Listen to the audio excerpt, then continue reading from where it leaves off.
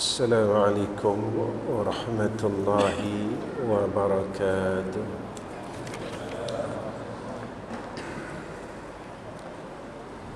الحمد لله حمدا كثيرا كما أمر.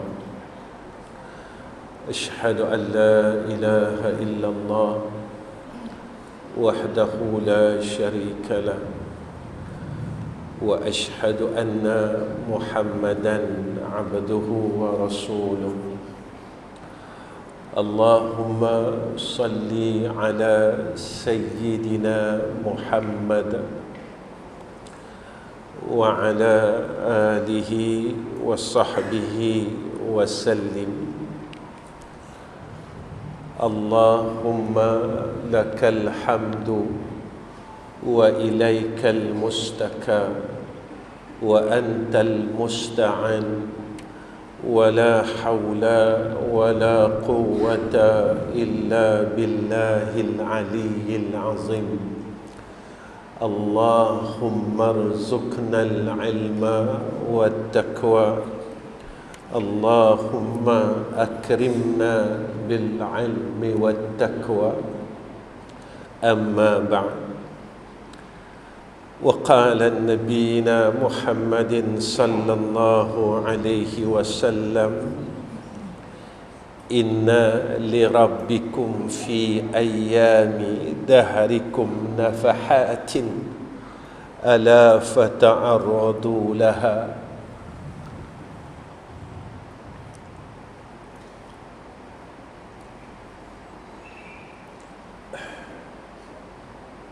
Yang saya hormati Tuan Pengerusi Masjid dan seluruh pegawai takbir masjid,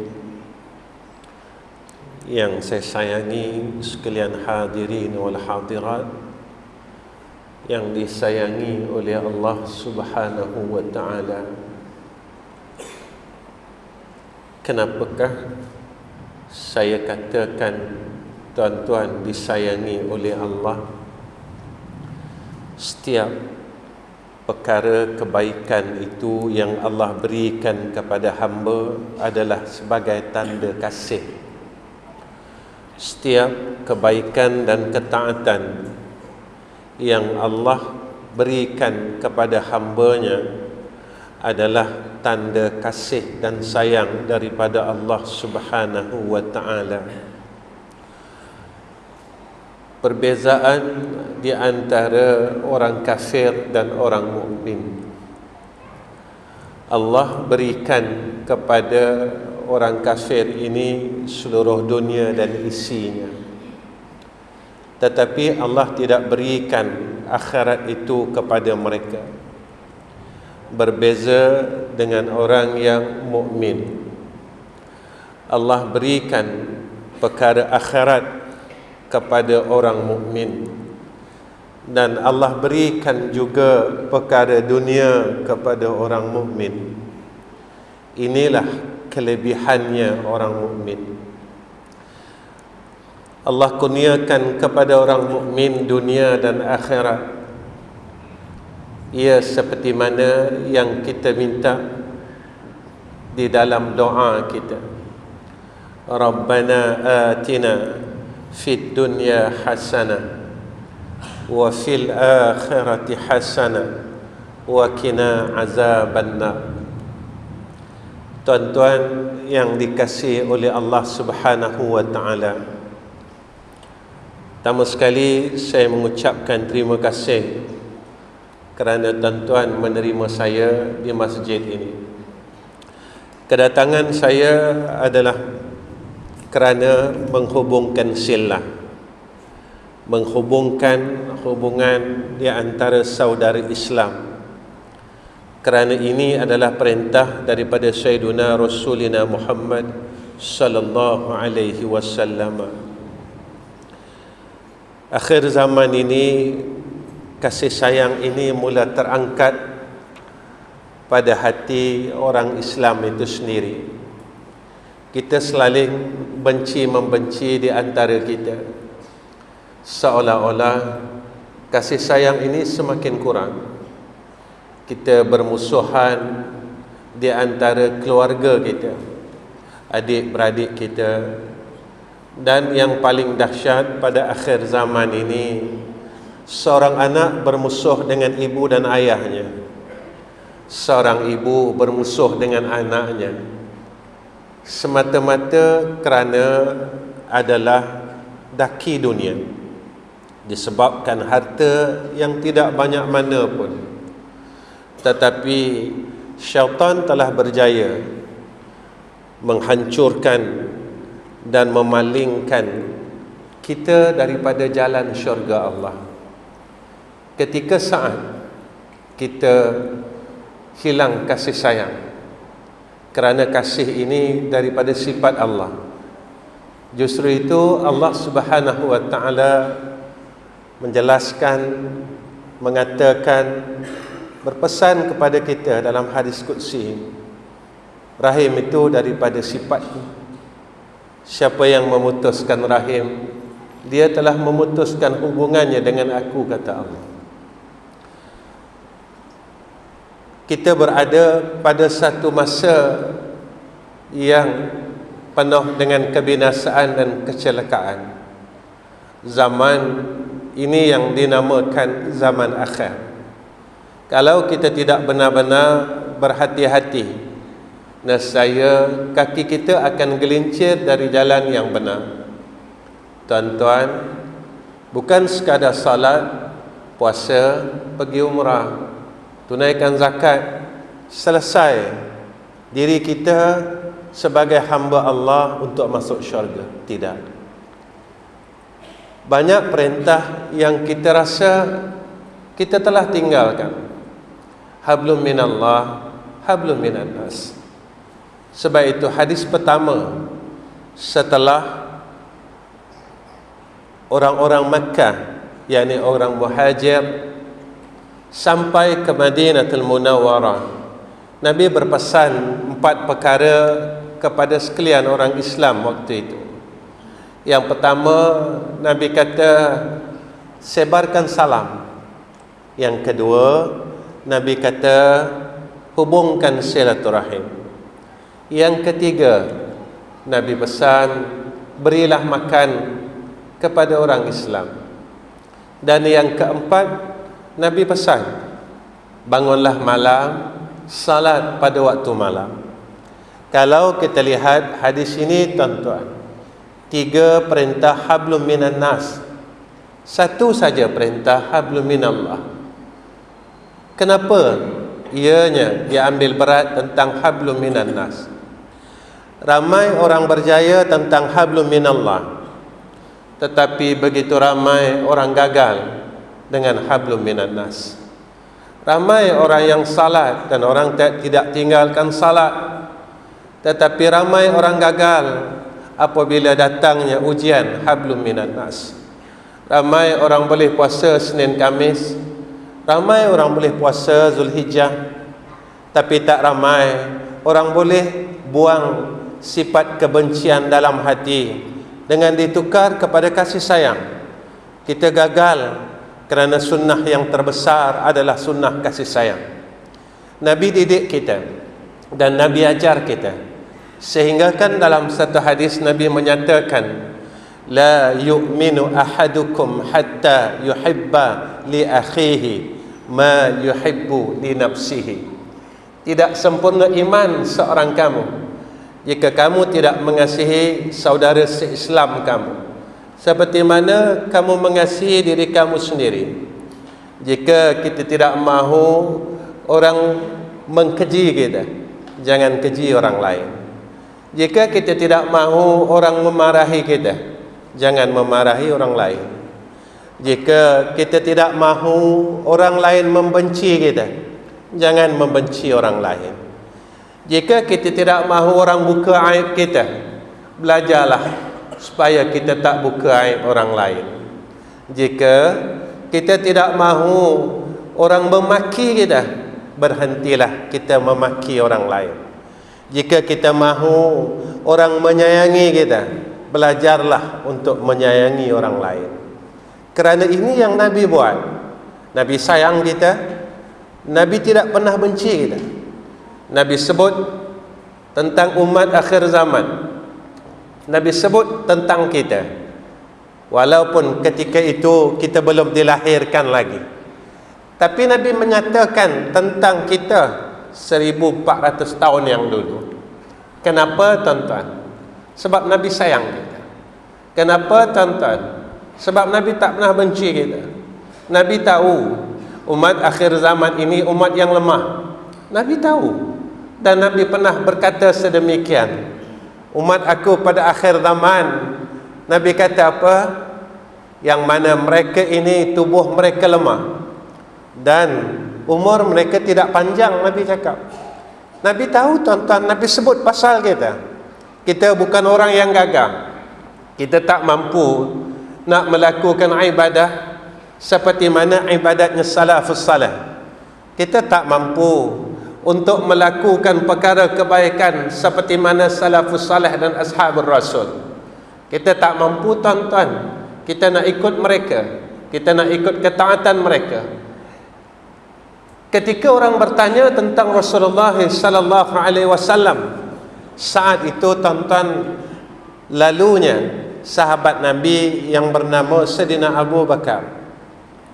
Ketika itu orang melihat Abu Bakar sedang lalu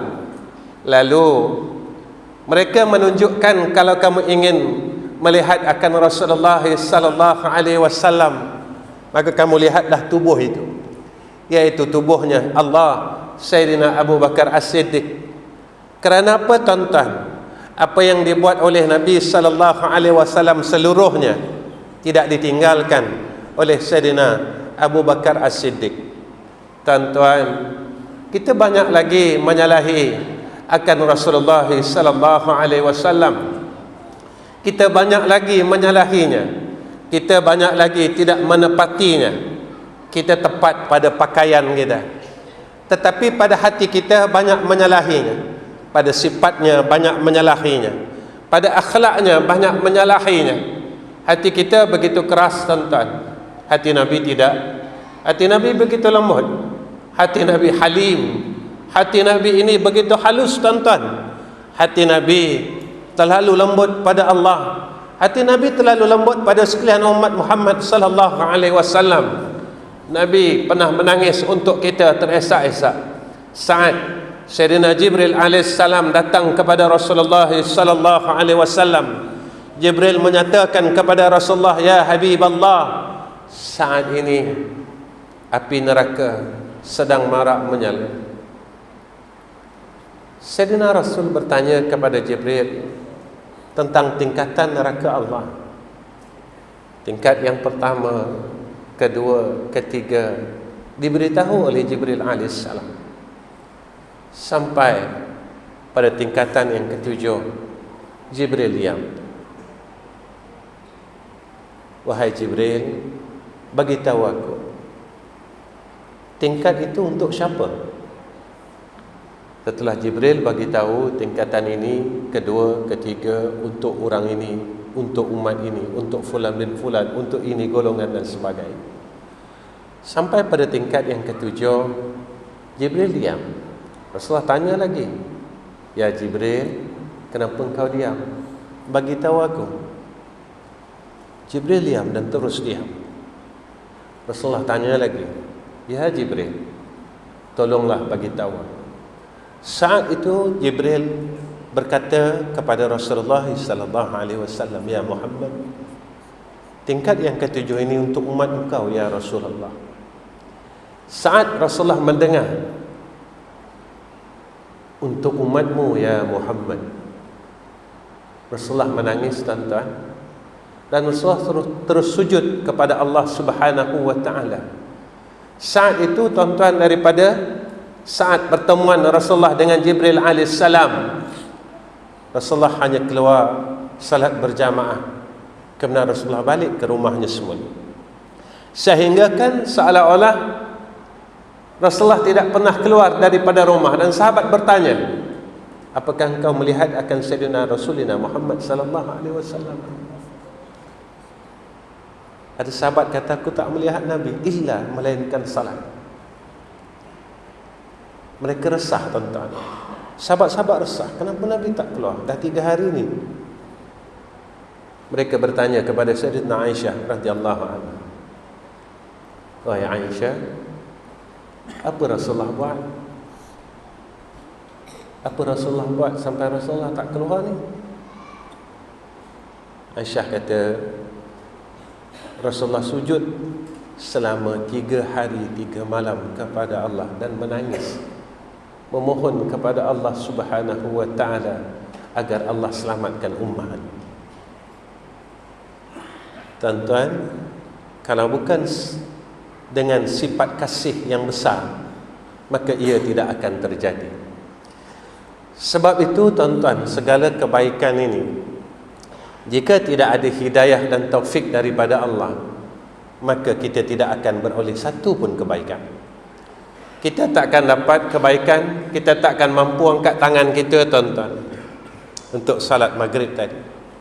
Kita jangan bongkar. Kita rasa kita sihat, badan kita kuat, kita mampu salat. Tuan-tuan, kita pernah tinggal sujud kepada Allah Subhanahu wa ta'ala. Kita pernah meninggalkan semayang pada waktu dulu. Kita pernah lari daripada sujud kepada Allah dengan sebab kesibukan kita dengan keduniaan. Tuan-tuan, iblis ini, dia ingkar sujud kepada Allah sekali, lalu ia dihalau daripada syurga. Kita dalam semua hidup berapa kali kita tinggalkan sujud kepada Allah, tapi kita masih tenang, tuan-tuan. Kita rasa kita ahli syurga. Kita tak minta pun ampun dengan Allah bersungguh-sungguh. Kerana apa? Kerana ulama nyatakan dalam kitab Syirajul Talibin, tanda Allah terima taubat seseorang, Allah kurniakan kepada dia 3 perkara. Yang pertama, diberikan kefahaman tentang hukum hakam agama. Allah kurniakan kepada dia ilmu yang manfaat. Tuan-tuan, orang yang semakin belajar, dia semakin baik. Bukan semakin belajar, dia semakin jauh dengan Allah. Tuan-tuan, orang yang semakin ada ilmu, dia semakin tunduk dengan Allah. Inilah orang alim. Orang yang semakin belajar, semakin banyak takutnya kepada hadrah Allah Rabbul Azzah. Semakin dia banyak tahu mana betul, mana salah, semakin dia takut dengan Allah Subhanahu wa ta'ala. Inilah orang pandai, kata Allah. Mana, tuan-tuan? Innama yakhsyallaha min ibadihil ulama. Yang dikatakan orang pandai ini, kata Allah, mereka ni orang yang takut dengan Allah, bukan orang yang banyak ilmu dia. Tuan-tuan, yang kedua, apa kata ulama? Allah berikan hidayah dan taufik kepadanya untuk ia berbuat kebaikan. Tuan-tuan, selama kita rasa kita dah bertaubat kepada Allah, apa kebaikan yang telah bertambah dalam hidup kita? Apa baik yang kita boleh banggakan? Apa ketaatan yang kita boleh banggakan? Sebab saya dan tuan-tuan akan menghadap hadrah Allah satu masa nanti. Saya tak boleh lari, tuan-tuan tak boleh lari. Saya tak boleh lari dan tuan-tuan juga tak boleh lari. Ingat, saya tak terkecuali dan tuan-tuan semua tidak akan terkecuali. Fadhuku bima nasitum liqa'a yaumikum hadha. Apa kebaikan yang kita boleh tunjukkan di hadapan Allah? Ya Allah, Kau beri aku modal 60 tahun dan 70 tahun. Ini yang aku boleh tunjukkan kepada Engkau dengan bangganya, tuan-tuan. Saya renung diri saya dan tuan-tuan renung diri tuan-tuan. 70 tahun, 80 tahun, 60 tahun adalah modal yang Allah berikan kepada kita, dan Allah tak minta kita bayar balik. Cuma Allah janji dengan kita begini, Thumma la tus'alunna yawma izin 'anil na'im. Apa yang aku bagi, aku akan tanya, kata Allah. Apa yang aku bagi, aku akan tanya, kata Allah. Ini dalam surah At-Takatsur. Yang ketiga, bila dosa kita telah diampunkan oleh Allah, Allah berikan kemanisan akan amal saleh. Kita semakin seronok untuk buat baik. Kita makin suka jadi orang baik. Kita semakin ada kasih untuk buat baik. Tuan-tuan, sebab itu perkara yang kedua, hidayah dan taufik kepada kebaikan. Orang anggap kita tak perlukan hidayah. Jangan. Kita takkan mampu buat baik kalau tidak ada hidayah dan taufik Allah. Kita takkan mampu tinggal benda jahat kalau kita tidak ada hidayah dan taufik Allah. Kita takkan mampu untuk gunakan mulut ini baca Quran, berzikir, bertasbih kalau tidak ada dengan hidayah dan taufik Allah. Tuan-tuan, Allah ajar kita dalam sembahyang, Fatihah ni wajib. Siapa tinggalkan Fatihah, tak sah salat. Dalam salat, Allah ajar kita supaya kita minta hidayah. Ihdinas siratal mustaqim.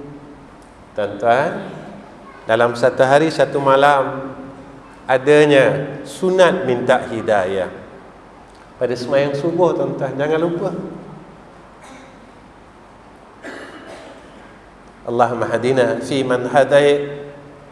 Kita minta dengan Allah tiap-tiap hari, tuan-tuan. Allahumma hadina fi man hadait. Allahumma hadina fi man hadait. Allahumma hadina fi man hadait. Allahumma hadina fi man hadait. Wa afina fi man afait. Wa tawallana fi man tawallait. Ila al-akhir al-ayat. Ila al-akhir doa. Tuhan Allah ajar kita, bukan orang yang ada badan cukup 7 anggota, dia boleh buat baik kalau tidak ada hidayah dan taufik daripada Allah. Bukan orang yang ada duit, dia boleh sedekahkan hartanya seperti mana permintaan Allah. Lan tanalul birra hatta tunfikuna mimma tuhibbun. Kalau tidak ada hidayah dan taufik Allah. Tuan-tuan, kita ni kalau Allah tak tolong, kita tak akan mampu buat apa-apa. Kita kalau Allah tak bantu, kita tak akan mampu buat apa-apa. Kita kalau Allah tidak kurniakan kepada kita anugerah demi anugerah, kita tak akan mampu buat amal saleh. Tuan-tuan, hidayah dan taufik ini adalah anugerah yang besar daripada Allah. Sebab itu sifat seorang hamba Allah, dia sentiasa memohon hidayah dan taufik daripada Allah. Tuan-tuan, saya nasihatkan diri saya dan keluarga saya, janganlah kita lupa untuk minta hidayah dan taufik Allah. Bersungguh-sungguhlah supaya kita ni dipimpin oleh Allah. Bersungguh-sungguhlah supaya kita ini dibantu oleh Allah di dalam berbuat kebaikan. Sebab kita takkan mampu buat baik, kita takkan mampu jadi orang baik, kita takkan boleh jadi orang baik kalau Allah tak mahu kita jadi orang baik. Ingat tuan-tuan, ketika Rasulullah mahukan bapa saudaranya masuk Islam, tapi Allah tak mahu. Innaka la tahdi man ahbabta walakinna Allah yahdi man yasha. Muhammad, ya Muhammad, la tahdi man ahbabta. Engkau tidak mempunyai hidayah untuk orang yang kau sayang. Rasulullah nangis, tuan-tuan. Rasulullah sedih, bapa saudaranya tak mahu mengucap 2 kalimah syahadat. Wahai bapa saudaraku, bersaksilah la ilaha illallah Muhammadur Rasulullah, walakinna Allah yahdi man yasha. Akan tetapi Allah yang menghendaki seseorang itu untuk diberi hidayah atau tidak diberi hidayah. Hidayah ni mahal. Kalau kita dah dapat hidayah, kena jaga tuan-tuan. Ulama beri kita panduan, beri kita garis panduan. Kita dapat hadir dalam majlis ilmu ini adalah hidayah dan taufik Allah. Jaga tuan-tuan. Orang ingat majlis ini hanya suka-suka tunggu waktu daripada maghrib sampai isyak. Tidak. Bukan tuan-tuan. Nabi janji dekat kita macam ni. Orang yang duduk dalam majlis ilmu yang mengingati Allah, orang yang duduk dalam majlis ilmu yang mengkisahkan pasal Allah dan Rasul, orang yang duduk di dalam majlis ilmu yang menyuarakan akan suara rindu mereka kepada Allah Subhanahu wa ta'ala, suara kerinduan mereka ke hadrah Rabbul Izzah, suara memanggil-manggil akan Allah Subhanahu wa ta'ala yang terlalu baik kepada hambanya, yang kebaikan itu tidak sekali-kali kita mampu untuk membalasnya secara terperinci. Maka apa janji Sayyidina Rasulullah Muhammad sallallahu alaihi wasallam? Kita takkan mampu tuan-tuan balas jasa baik Allah. Siapa yang mampu tuan-tuan balas kebaikan Allah pada kita? Siapa mampu? Saya tak mampu tuan-tuan untuk balas kebaikan Allah. Allah ini terlalu baik kepada kita. Saat kita buat salah, Allah terus pimpin kita. Saat kita sakit dan kita meminta untuk disehatkan, lalu Allah menyihatkan kita. Saat kita lapar, Dia yang memberi makan kepada kita. Saat kita susah, Dia yang menyelesaikan segala masalah kita. Walaupun kita berbuat jahat kepadanya, dengan kita melanggar peraturan Allah, Allah masih lagi pimpin kita, berikan hidayah dan taufiknya atas kita.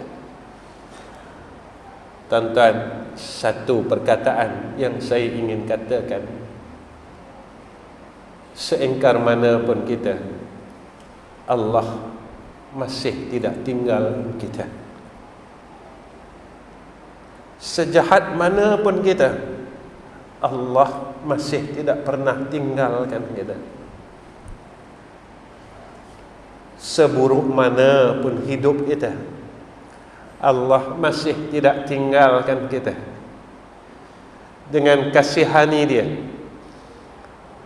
saat kita dulu terlalu jahat dan meninggalkan Allah, kita tak pernah minta pun untuk jadi orang baik.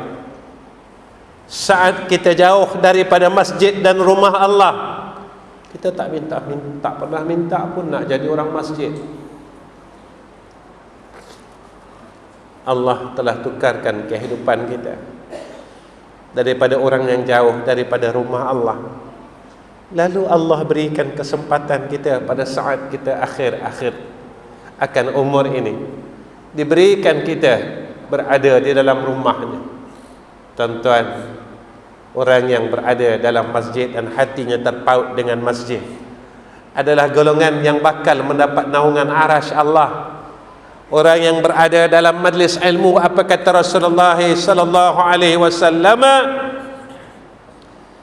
Selama mana di dalam majlis itu di dalam rahmat Allah, selama mana di dalam majlis itu dia dalam keampunan Allah, dan Allah arahkan seluruh makhluk yang di langit dan di bumi untuk meminta ampun untuk orang yang berada di dalam majlis ilmu, selama mana ia masih tidak menggerakkan tubuhnya daripada majlis tersebut.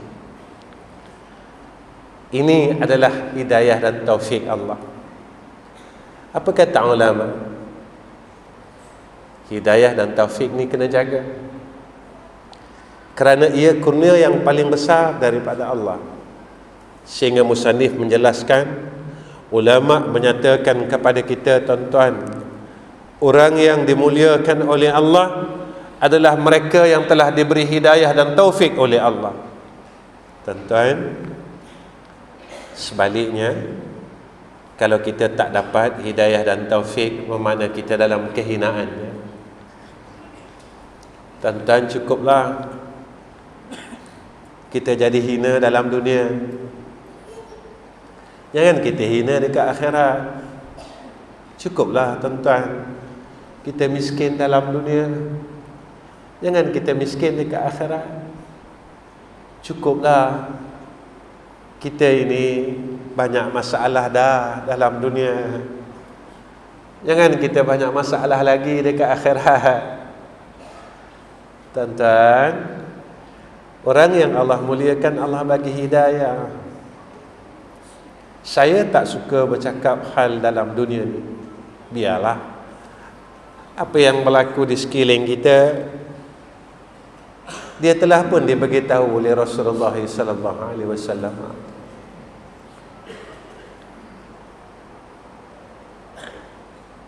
Kita pernah dengar kan, sebelum keluar Dajjal berlakunya begini.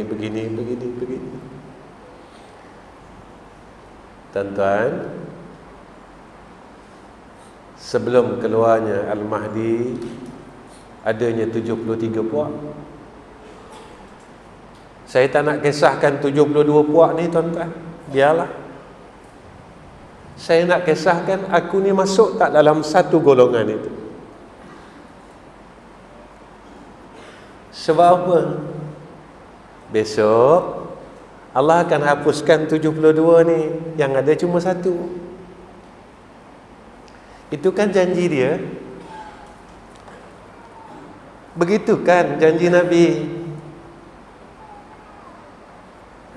Besok bila sampainya akan mujadid akhir zaman, sampainya masa Nabi Isa akan zahir, orang yang bukan satu golongan ini semua akan dihapuskan oleh Allah.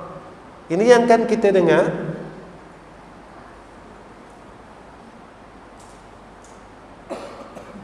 Bukankah ini yang kita dengar? Yang saya takut, saya tidak berada pada golongan yang satu yang disebut oleh Nabi yang selamat itu, tuan-tuan. Ini yang saya takut. Dan besok apabila dunia ini akan dikiamatkan oleh Allah Subhanahu wa ta'ala, satu golongan ini dah tak ada. Yang ada besok 72 ini akan muncul kembali. Kerana saat itu orang mukmin tidak akan ada dan tidak akan berlakunya qiyamah jika ada seorang orang mukmin di dalam dunia. Tanya diri kita, apakah aku berada dalam golongan yang disebut oleh Nabi itu? Tanya diri kita, apakah aku ni benar yakin dengan Allah? Tanya diri kita, yang kita risaukan selama ini apa, tuan-tuan? Yang kita gelisahkan selama ini apa, tuan-tuan? Yang kita risaukan dalam hidup kita selama ini apa, tuan-tuan?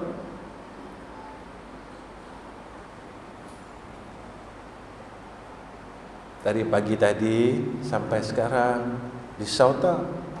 Kalau hari ini aku mati, dan aku mati tak boleh mengucap la ilaha illallah, ke tak pernah fikir langsung hari ni, yang aku hari ni mati ni, ke hari ni siapa pun tak fikir. Tak ada siapa pun terfikir dalam hatinya dan dalam akalnya. Fa iza jaa ajaluhum la yastakhiruna sa'atan wa la yastakdimun. Ajal ini bila sampai masanya, dia tidak akan lewat, dia tidak akan terdahulu. Risau tak? Hari ini ada tak kerisauan dalam diri kita? Ataupun yang kita risau tentang duit lagi, tentang rezeki lagi, kita risau tentang harta pusaka lagi. Sampai bila, tuan-tuan? Benda yang kita risau ini semua benda yang akan kita tinggalkan. Benda yang kita gelisahkan adalah benda yang kita akan tinggalkan. Saya tinggal dan tuan-tuan akan tinggalkan. Tetapi yang akan kita bawa dan mesti kita gelisahkan, kalau kita mati besok tak boleh sebut nama Allah. Yakin ke tuan-tuan? Saya yakin ke besok saya mati boleh sebut nama Allah? Tuan-tuan dah yakin ke? Pasti ke besok kita mati kita boleh sebut nama Allah? Kalau kita sendiri tak yakin, kenapa kita tidak gelisah? Kalau kita sendiri tidak pasti, kenapa kita tidak ada kerisauan di dalam hidup kita? Tuan-tuan, kita ni dah ditipu, terus ditipu dalam hidup kita, agar kita melupakan perkara tersebut. Begitu Nabi kata, akhir dunia, awal akhirat adalah mati. Berjaya kita pada mati, berjaya kita di sana. Tapi kalau kita tak berjaya saat mati, kita gagal kat sana, tuan-tuan. Kalau mati tak berjaya, kat sana gagal. Kalau mati tak berjaya, dekat sana susah. Kalau mati tidak berjaya, dekat sana cilaka. Kalau mati tidak berjaya, dekat sana binasa.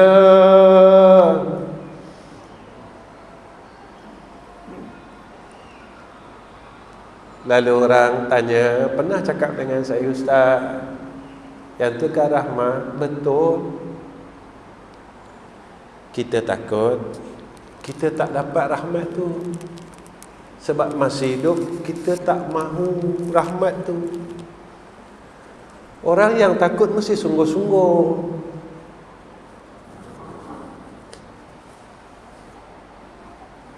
Mulut yang masih hidupnya tak mahu sebut nama Allah, bolehkah masa matinya sebut nama Allah? Mulut yang masih hidupnya malas nak berzikir, masa matinya boleh ke zikir? Mulut masa hidupnya malas nak bertasbih, bertahmid, matinya boleh ke bertasbih? Matinya boleh ke bertahmid? Saya fikir, tuan-tuan fikir. Tuan-tuan, hidayah dan taufik kena jaga. Apa kata ulama? Saya ambil dalam kitab Adab Sulukul Murid.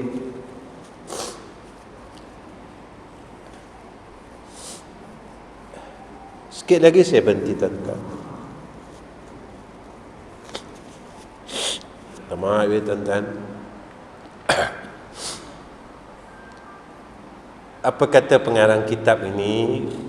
Pengarang kitab ini kata, nak jaga, nak dapat menguatkan penjagaan supaya hidayah dan taufik ini sentiasa dikurniakan oleh Allah pada kita. Satu, jangan lupa Allah. Selalu ingat dia. Ingat Allah. Selalu sebut dia, tuan-tuan. Jangan lupa Allah Ta'ala. Tuan-tuan, sebenarnya kita ni banyak lupa Tuhan. Allah bagi kita mulut ni free, tuan-tuan. Tak payah bayar pun. Tapi tuan-tuan, kita ni lemah sangat. Saya bercakap ini untuk diri saya sebenarnya. Umur saya hampir 60 tahun. Tapi saya tak boleh nak sebut nama Allah 24 jam. Saya tak boleh nak panggil nama Allah 24 jam. Saya tak boleh guna mulut saya ni untuk panggil nama Allah, untuk sebut nama Allah. Walhal Allah bagi mulut dekat kita ni percuma je. Tak payah bayar. Tapi kita guna mulut kita untuk benda lain. Kita guna mulut untuk cerita hal orang. Daripada umur akil balik sampai dekat 60 ni. Tak bosan ke tuan-tuan cerita hal orang dari muda sampai sekarang? Tak jemu ke tuan-tuan cerita hal dunia dari muda sampai sekarang? Tak puas ke? Walaupun mata kita nak dipejamkan oleh Allah, kita masih tak puas lagi. Cerita hal orang, cerita buruk orang, cerita salah orang. Sampai bila kita nak berhenti ni?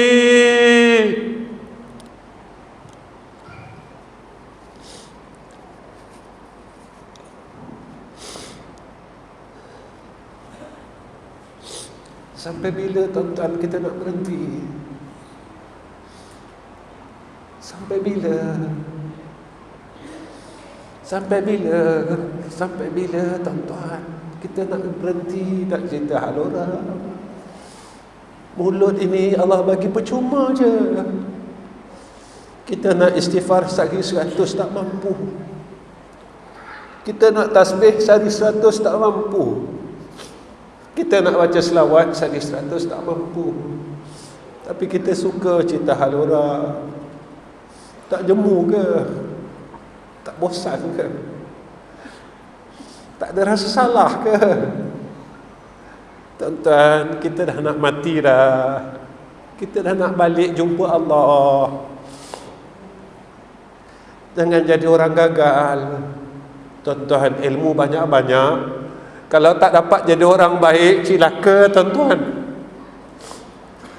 Mengaji 20 tahun, tapi kalau tak boleh jadi orang baik, cilaka tuan-tuan. Hatam kitab, berpuluh-puluh kitab, tapi kita tak boleh berhenti kata orang, maki orang, buruk sangka dengan orang, buat zalim dengan orang. Cilaka tuan-tuan. Cilaka tuan-tuan. Cilaka. Tuan-tuan,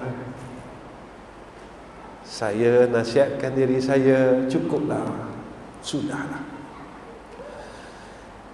Kita nak balik jumpa Allah dah. Saya pun dah nak mati, tuan-tuan pun dah nak mati. Takkan kita nak mati bawa dosa? Dosa semayang kita zaman muda dulu pun tak habis lagi. Dosa tinggal puasa dulu pun tak habis lagi. Dosa buat zalim dengan orang dulu-dulu pun tak habis lagi. Allah dah ampun ke belum? Tak tahulah. Dosa kita bergaduh dengan sama-sama jiran pun tak selesai lagi. Tiba-tiba Allah ambil kita. Macam mana ya besok kita kat sana? Saya baca Quran, Ustaz, betul. Saya dah khatam 10 kali. Mulut yang baca Quran ni lah mulut yang masih tak berhenti mengumpat orang. Mulut yang baca Quran ni lah mulut yang masih tak berhenti memaki orang lain. Mulut yang telah khatam Quran 20 kali inilah mulut yang masih menghina orang lain, membuka aib orang lain. Tuan-tuan, walaupun kita dah baca Quran, khatam Quran, kita masih tak berjaya menjadi ahli Quran. Kita dah tak ada masa dah tuan-tuan. Tuan-tuan, kemudian apa kata ulama? selalulah duduk dengan orang baik-baik. Siapa orang baik? Kalau tengok wajah dia, kita rasa nak dekat dengan Tuhan. Cari orang ni. Jangan tengok, jangan selalu duduk dengan orang yang ajak kita cerita hal orang. Kemudian, apa kata ulama? Saya singkatkan. Selalu duduk dalam majlis baik-baik. Cari majlis ilmu, majlis zikir. Cari tempat baik-baik. Mana dia? Tempat baik-baik. Kita kalau dapat pergi umrah, kan kita jadi orang baik. Kalau ada duit, pergilah. Ada duit, pergi. Mahal ustaz, tak apa. Biar harta kita ini menjadi simpanan besok dekat akhirat. Dulu tak sama macam sekarang, tuan-tuan. Saya dulu pergi Mekah, tuan-tuan. Saya buat haji tahun 93. Masa saya belajar sana dulu, umrah masa tu murah aja, 2,500. 2,500 aja, tuan-tuan. Sekarang dah tak dapat, dah 15,000, tuan-tuan. Kita ada duit 15,000.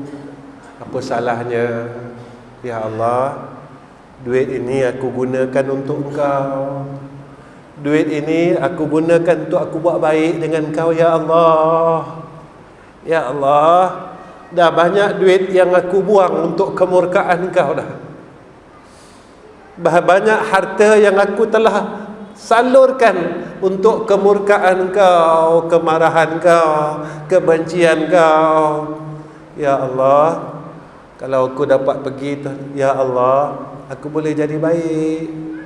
Aku dapat pergi masjid, aku dapat tutup mulut aku boleh jaga hati aku, ya Allah. Dekat sana kita bagi makan orang, kita boleh buat baik kat sana. Walaupun kita balik di sini, kita tak bagi pun orang makan.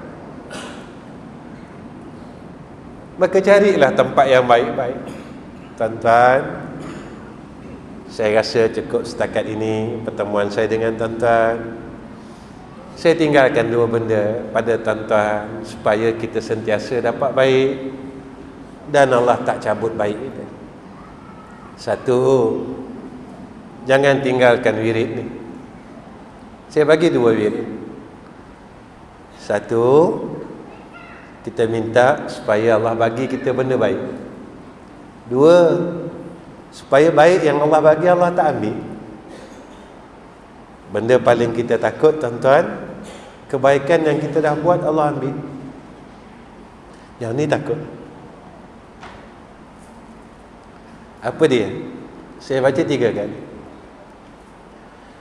Pertama, kita minta Allah bagi kita benda baik. Bismillahi ala nafsi wa dini wa ahli wa mali. Bismillahi ala nafsi wa dini wa ahli wa mali. Bismillahi ala nafsi wa dini wa ahli wa mali. Kedua, minta Allah tak cabut benda baik yang Allah bagi. Alhamdulillahilladzi bi ni'matihi tatimmus salihat. Alhamdulillahilladzi bi ni'matihi tatimmus salihat. Alhamdulillahilladzi bi ni'matihi tatimmus salihat. Itu je.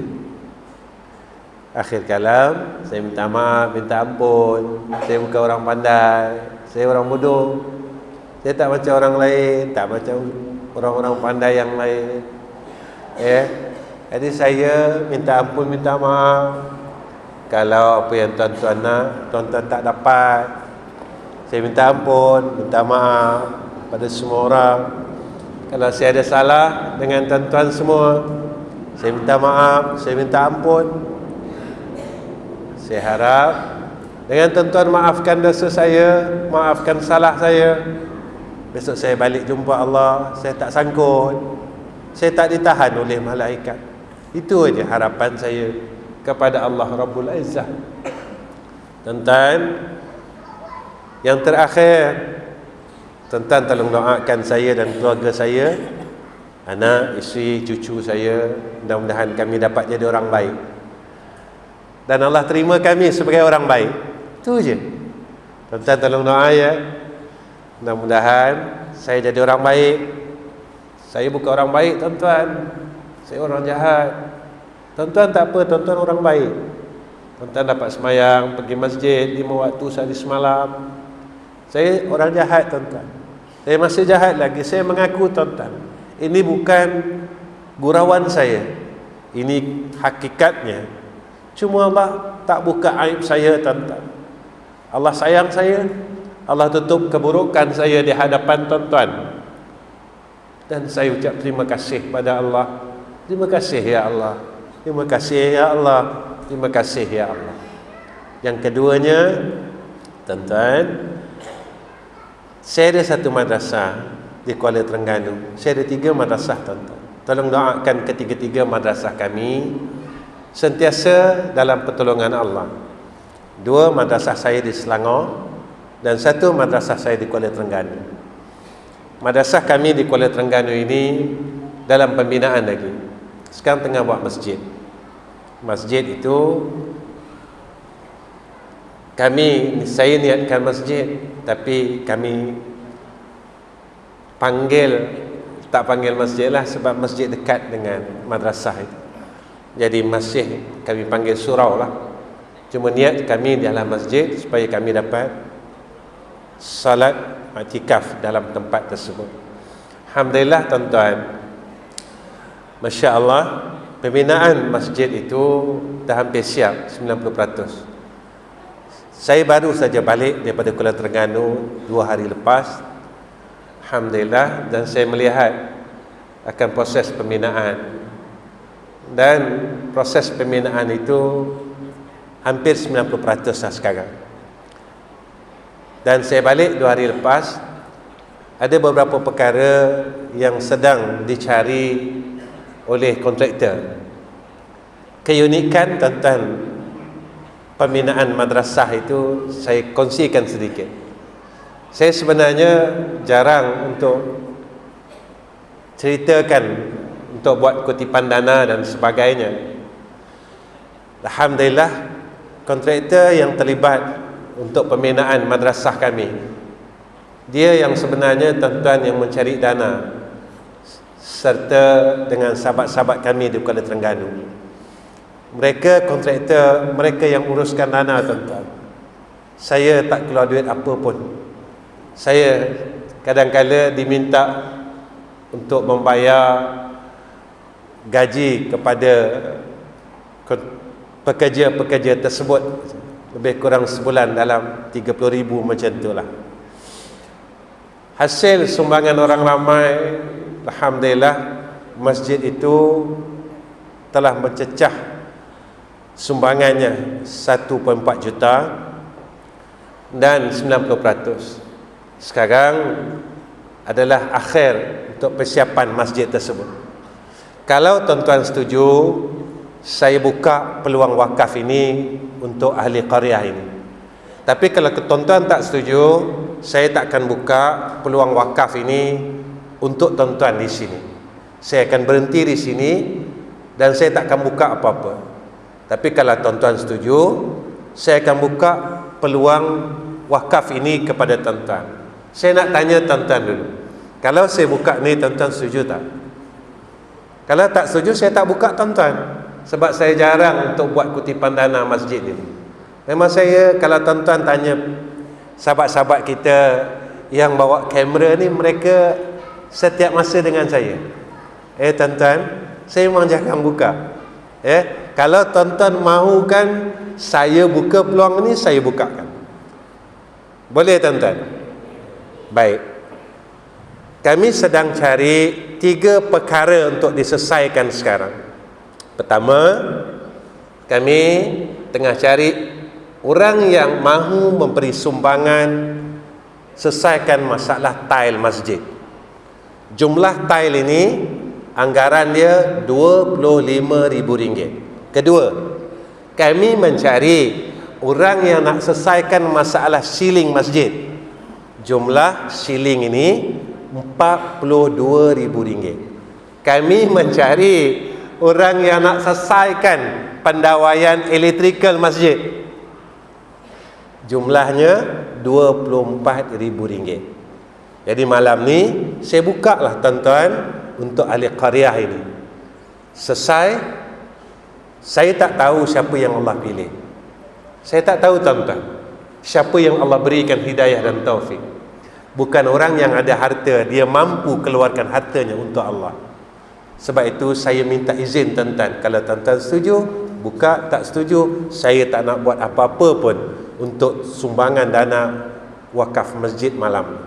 Tapi tuan-tuan setuju, mudah-mudahan perkataan tuan-tuan ini keluar daripada hati tuan-tuan, dan kita sentiasa dalam pimpinan Allah.